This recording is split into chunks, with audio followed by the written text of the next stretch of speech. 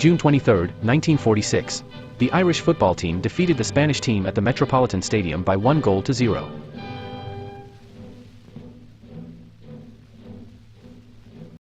The stage for the great international match offered a brilliant spectacle.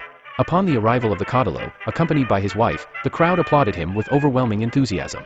The crowd increased its fervor when the Caudillo arrived at the stadium and took his place in the presidential box, accompanied by his wife.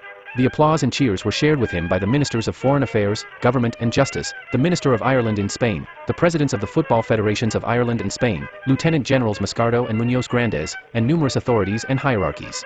The foreigners' game, strong and fast, overwhelmed that of the Spanish. Ireland scored the only goal of the match during the first half. The attitude of the public was one of exemplary sporting correctness.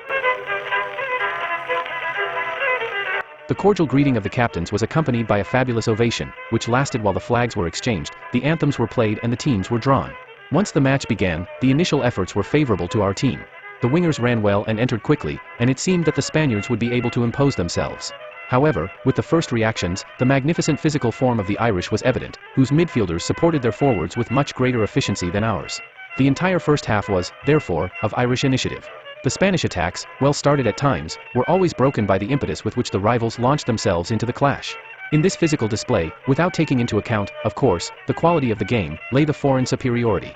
In vulgar terms, our players shrank in the face of the determined and even blind attacks of the opponents. There was a Spanish goal that the Swiss referee, Mr. Walsberg, disallowed after 10 minutes, without any correlation with his judgment before and after.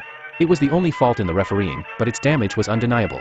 5 minutes before the end of the first half, the only goal of the afternoon was scored. The Irish escape down the right wing overcame Waite's obstacle and then, so that the inevitable could not be resolved, Aparicio missed the only ball that would escape him in the whole afternoon. The centre-forward Walsh took advantage of the opportunity and, from point-blank range, launched a cross shot, unstoppable, which was the winning goal. A goal that the public, with a unanimous, cordial and applauding sport, enthusiastically applauded for a long time.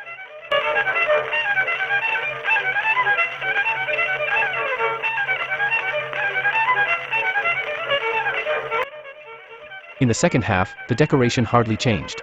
In any case, the first 12 or 15 minutes were the best period of Spanish play and the period during which the forwards united their efforts, throwing themselves into a display of ability and enthusiasm. The Irish defense remained solid and brave, the goalkeeper very sure and above all, which also counts in football, very lucky. There were at least 3 occasions when the goal seemed to be a sure thing and the ball went out of bounds, thanks to a decision and a certainty that are the most outstanding merits of the foreigners.